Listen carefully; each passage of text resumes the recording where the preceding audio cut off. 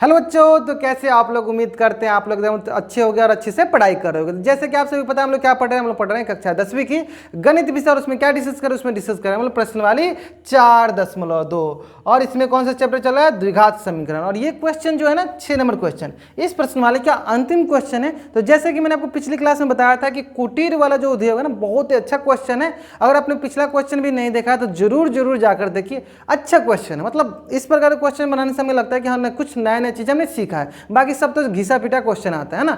चलो इस क्वेश्चन में आपको लॉजिक सिखाने से पहले मैं पिछला क्लास में जैसे लॉजिक दिया था फिर इसी क्लास में लॉजिक देता हूं।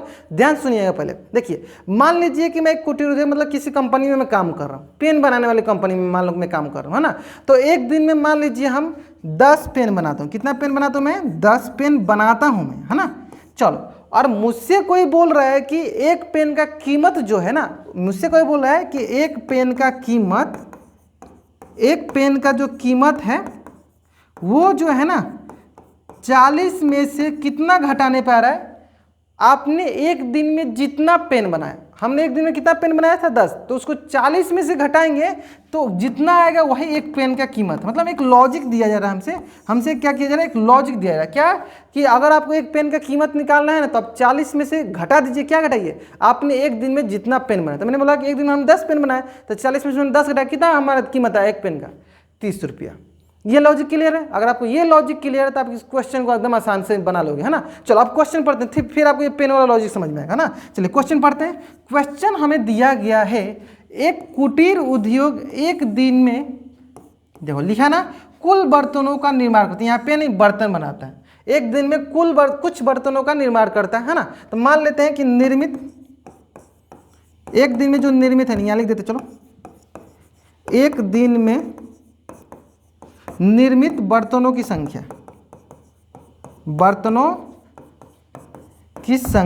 कितनी है? x है। एक दिन में कितना बर्तन बना? जैसे मैंने 10 पेन बना रहा था, ये कितना बर्तन बना रहा है? x बर्तन बना रहा है ना। चलो, एक विशेष दिन यह देखा गया कि प्रत्येक नग की निर्माण, मतलब बर्तन में कोई नग बनाना है, निर्माण करने के लागत जो है उस दिन के निर्माण किए गए बर्तनों की संख्या के दुगुने। चलो ध्यान दो, यानी एक नग मतलब वही बर्तन, एक नग या एक बर्तन, एक नग बनाने की जो लागत है, बनाने की जो लागत है वो क्या है? बर्तनों की कितनी संख्या थी? एक दिन में कितना बना रहे थे? x। उसका क्या बना है? दुगुना, है ना, से 3 अधिक है, 2x + 3। मतलब ये क्या है? ये लागत है और ये हम इतना बना रहे हैं। मतलब हम 10 पेन बना रहे हैं और उस 10 पेन की कीमत क्या है? 2 × 10 + 3, मतलब 20 + 3 मतलब 23। ऐसे समझ लो। तो हम मान लो x बर्तन बना रहे हैं और उसका एक बर्तन का कीमत क्या है? 2 × x + 3। उसके दुगुने से, जितना बना रहे हैं उसका दुगुना से 3 अधिक, मतलब 2x + 3। अब आगे पढ़ते हैं। आगे देखो क्या लिखा है। आगे लिखा है कि और प्रत्येक नग की लागत ज्ञात कीजिए, है ना। आगे क्या लिखा है? ये वाला से 3 अधिक थी, ठीक है, यहाँ तक चलिए।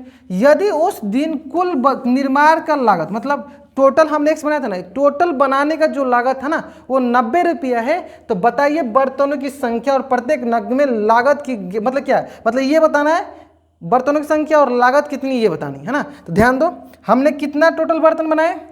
हमने टोटल बर्तन बनाए x। एक बर्तन की कीमत कितनी है? 2x + 3। तो कुल कितना रुपये के बराबर है? 90 रुपया के। देखो समीकरण बन गया। चलो सॉल्व कर लेते हैं। बहुत आसान सा क्वेश्चन था, उम्मीद करते हैं समझ में आया होगा। x से गुना करते हैं, x × 2x प्लस x से गुना करते हैं 3 से, x × 3 बराबर का 90। तो यहाँ से हमारे पास देखो 2x² प्लस का 3x माइनस का 90 बराबर 0। ठीक है, चलो इसको सॉल्व कर लेते हैं। 2x² प्लस का 3x माइनस का 90 बराबर 0। कौन सा तरीका लगाएंगे सर? मध्य पद विभाजन विधि। 3 और 90 का क्या करेंगे सर? गुना करेंगे। सॉरी, 2 और 90 का a और c यही है ना। चलो तो 2 × 90 180। चलो अब 180 क्या करो सर? गुणनखंड निकालो।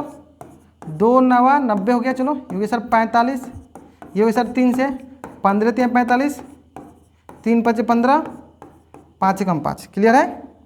चलो तो ये आगे देखो हमारे पास 2 2 3 3 5।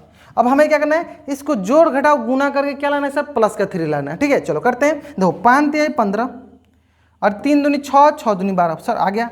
15 माइनस 12 क्या मिल जाएगा सर? प्लस का 3 चाहिए। हाँ ठीक है, यहाँ पे भी एक्स लगा दो, यहाँ पे भी एक्स लगा दो, यहाँ पे भी एक्स लगा दो, आगे सर। यानी देखो कितना आसानी से हम सॉल्व कर सारे क्वेश्चन एकदम आसानी से सॉल्व कर पा रहे हैं, है ना। क्योंकि देखो मेरे साथ सॉल्व करो तो अभी इसी तरह सॉल्व कर पाओगे, है ना। तो क्या किया हमारे पास? प्लस का 15x माइनस का 12x माइनस का 90। क्या किया हमने? इस मध्य पद को हमने दो भागों में बांट लिया। इसी को तो बोलते हैं मध्य पद विभाजन विधि, है ना। चलो अब देखो क्या करेंगे सर, कॉमन लेते हैं। x कॉमन हो गया, यहाँ बच गया सर 2x प्लस 15। क्लियर है? चलो यहाँ पे देखते हैं क्या कॉमन लेते हैं। अच्छा चलो थोड़ा सा अब इसको और मैं बेसिक से बताता हूँ ताकि और अच्छे से आपको क्लियर हो जाए, है ना। देखो अगर कहीं भी आपको कॉमन लेने में प्रॉब्लम आए तो आप ये करना। देखो इसको ऐसे लिखो 2 इंटू एक्स इंटू एक्स। 15 को लिखें सर 3 इंटू 5 इंटू एक्स। 12 को क्या लिखें? 12 का गुणनखंड निकाल के देख लो।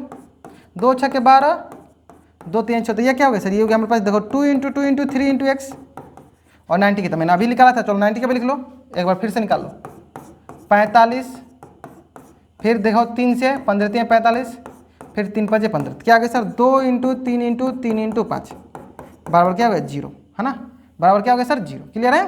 चलो अब कॉमन निकालो, अब कॉमन निकालो। देखो इसमें से x, इसमें से x कॉमन ले लिए, x बच गया। यहाँ क्या हो जाए सर? 2, यहाँ क्या हो जाए? x। तो 2x प्लस 5 3 15। चलो इसमें कॉमन निकालना स्टार्ट कर। देखो इसमें 2 है, इसमें भी 2 है ना। तो देखो माइनस का 2 कॉमन ले लिए। अब देखो इसमें भी 2 है और 2 है सर, नहीं। इसमें सर 3 है, इसमें 3 है सर, ले लो एक 3 कॉमन। इसमें x है, इसमें x है क्या? नहीं, नहीं है तो इसको छोड़ देते हैं। यहाँ पे जैसा 2x बच गया यहाँ पे, और यहाँ से 5 3 15 बच गया, सेम बराबर 0। अब देखो दोनों तरफ मिला हमें सेम। देखो इधर भी 2x प्लस 15, ये भी 2x प्लस 15, तो कॉमन ले लो 2x प्लस 15, 2x प्लस 15। और यहाँ पे आ गया सर हमारे पास x माइनस 6 बराबर 0। दोनों को अलग अलग 0 के बराबर कर देते हैं। चलो तो ये हो गया सर हमारे पास देखो 2x प्लस 15 बराबर 0। तो यहाँ से हो जाए सर हमारे पास x बराबर माइनस का 15/2, और यहाँ से सर x माइनस 6 बराबर 0। तो यहाँ से हो गया सर x बराबर प्लस का 6। अब बताओ प्लस वाला लेंगे या माइनस वाला? सर माइनस वाला तो रुपया होगा नहीं। माइनस बताओ कोई बर्तन बनाएंगे क्या? माइनस में बनाएंगे, धना तो ऋणात्मक बनाएंगे नहीं। हमने कोई ना कोई, ना तो 1 बनाएंगे, नहीं तो 2 बनाएंगे, नहीं तो मतलब हम धनात्मक बर्तन बनाएंगे। क्या ऋणात्मक बर्तन बनाएंगे? नहीं, है ना। यानी ऋणात्मक वाला तो हम लेंगे नहीं, है ना। ये देखो तो ये क्या हो गया सर हमारे पास? हमने कितने बर्तन बनाए? तो हमने 6 बर्तन बनाए। कितने बर्तन बनाए हमने? बर्तनों की कितनी संख्या बनाए हमने? 6 बर्तन बनाए। मतलब x बराबर हो गया 6। तो हमें एक बर्तन की लागत कितनी हो गई सर? गुना कर लो, 2 इंटू एक्स प्लस 3 है ना। तो x मान रखो 2 इंटू 6 प्लस 3, यानी क्या हो गया सर हमारे पास? 12 प्लस 3 यानी 15। यानी एक बर्तन की लागत क्या है? 15। और कुल कितना हमने बर्तन बनाए? 6 बर्तन बनाए। ठीक है, यही तो पूछा है हमें कि मतलब एक बर्तन की लागत बताइए और कितने आपने बर्तन बनाए ये बताइए। तो कितना बर्तन बनाए? 6, और एक बर्तन की लागत कितना है? 15। तो इस प्रकार से हमने ना ये प्रश्नवाली 4.2 का समापन कर दिया, द एंड कर दिया। उम्मीद करते हैं आपको ये सारे क्वेश्चन एकदम अच्छे से समझ में आ रहा होगा और आपको मजा भी आ रहा होगा। ठीक है, तो अगर इसी तरह आप आगे के क्वेश्चन डिस्कस करना चाहते हो या मेरा पिछला क्वेश्चन नहीं देखा है आपने तो जरूर जरूर देखो, अपने दोस्तों के बीच में शेयर करो, अपने सहपाठी के बीच में शेयर करो, अपने कोचिंग वाले ग्रुप, स्कूल वाले ग्रुप में जरूर शेयर करो ताकि उनका भी कुछ भला हो सके। ठीक है।